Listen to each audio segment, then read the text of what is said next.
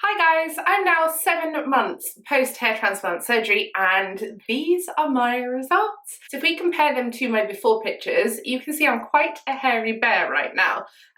So all of my fringe area has grown through. It's actually down to my eyebrows, as you can see. There's a little bit of normal hair there. Let's just try and separate that. So it comes down to my eyebrows. I can actually have a fringe now. But because my hair is quite light, where it's still sort of thickening and growing through, I wouldn't leave a fringe in that way. I really want it to be a bit longer so that I can kind of part it and sweep it across and try different styles with a bit of length above an eyebrow. It kind of reminds me of a childhood haircut, the bowl cut, where you'd literally just cut a line here of your hair and then it would go boing and like lift out. That's very much what it does at this 7-month period for myself. Obviously everybody will heal and recover in their own way. So something that is very quick or very slow for me, maybe very quick or slow for somebody else. It could be the opposite of what mine is.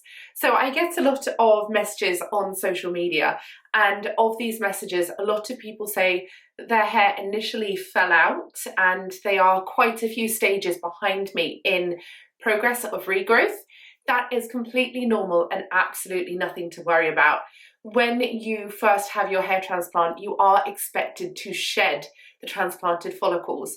It's a natural part of the procedure where the blood supply was restricted during the surgery, which causes the hair follicle to just spit out the hair that's within it.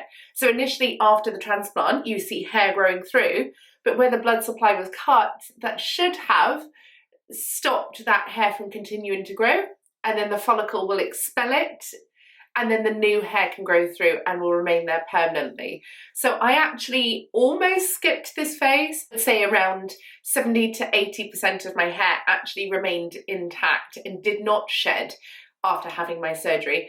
As a result, my hair has grown a lot longer, faster than the results that others may have experienced. It's honestly nothing to be worried about, although I know completely that you would want your hair to grow as quickly as possible after surgery to return to a kind of normal and to be able to say, you know, this is my surgery behind me, I'm getting on with the rest of my life. But actually good things take time, and there really is no rush to get the results that you will have forever. So results typically take between 12 to 18 months to complete. I'm at 7 months now, so I'm around a third, if not a halfway through my recovery journey. My hair has just grown beautifully. Prior to surgery, I had my hair reduced in length. It was around bra length-ish, sort of skimmed that way for the past 10 years. I gradually had it shortened and shortened so that the disparity between my newly regrowing donor hair and my transplanted area would not be as stark, as very long and very short.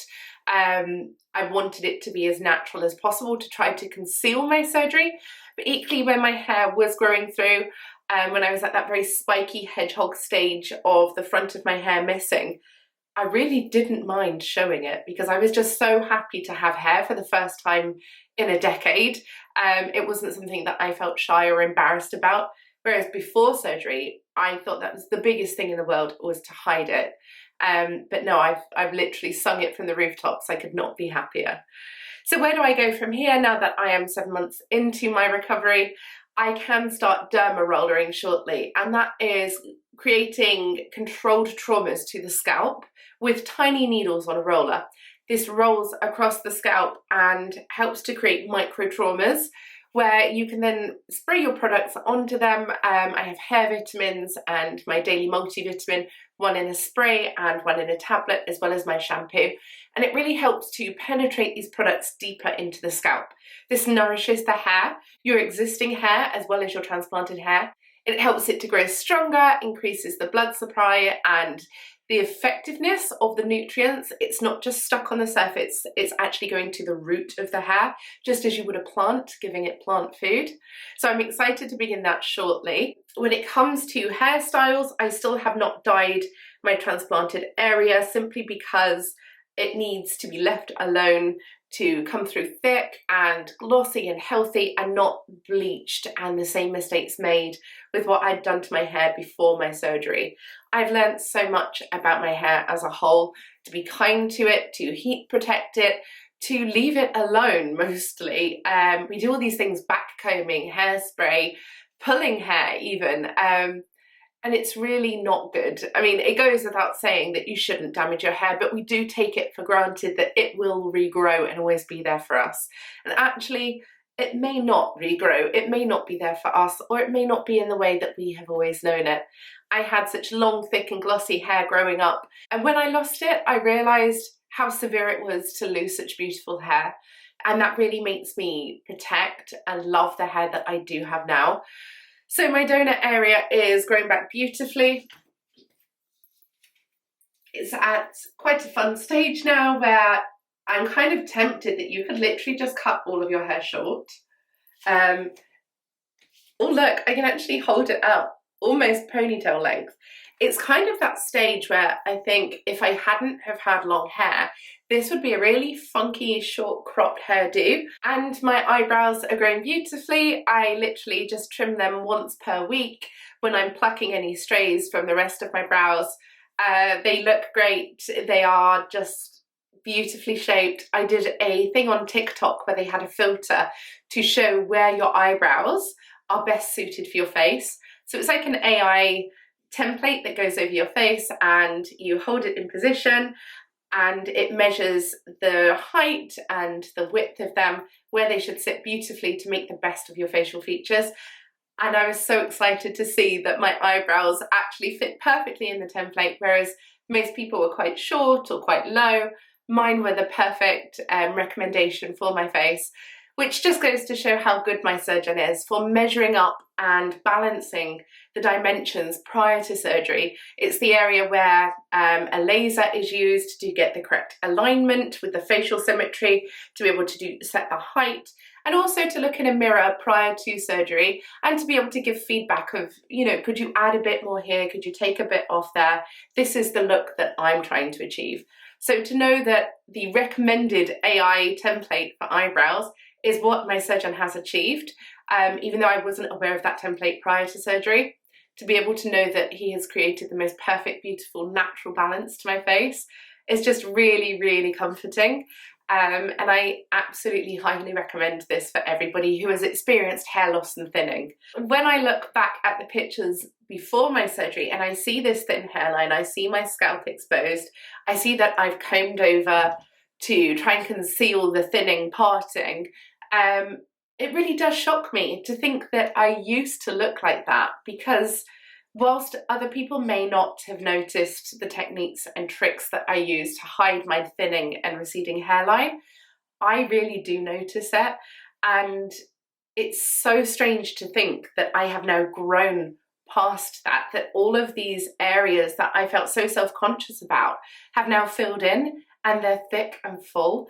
So yeah, it's such a huge thing for me to look back at comparison photos, and it really motivates me to have patience in knowing that the rest of this journey is not so far away. And when I reach my 12 or 18 month mark post-surgery, this is complete. It's finished, and I never need to concern myself with hair loss ever again. So because my hair is a few inches now down to my eyebrows, it kind of bounces up and creates this really voluminous front area of my hair.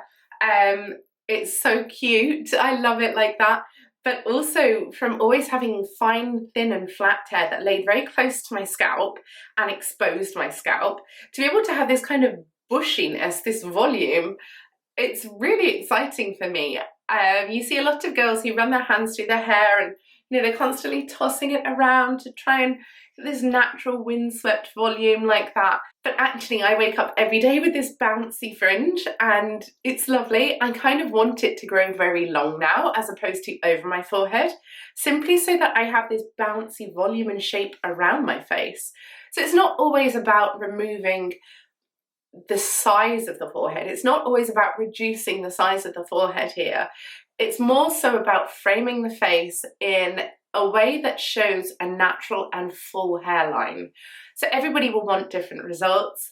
These are mine. This is something I'm so happy with, and it's absolutely changed my life. So thank you very much for joining me in this journey. My blog, tracykiss.com, has every single stage before, during and after my surgery, including all of the details in aftercare. So go and have a look at that if you need some more information. I will put the link to that in the caption of this video. If you do have any questions, comments, thoughts, feelings, findings or feedback, then please leave them in the comments box below and I will do my best to answer as many of them as possible. So my next check-in will be at 8 months post-surgery, and this will continue on a monthly basis until my hair transplant recovery is complete. Thank you once again for joining me. Take care of yourself, be kind to yourself and others, and I will see you all soon.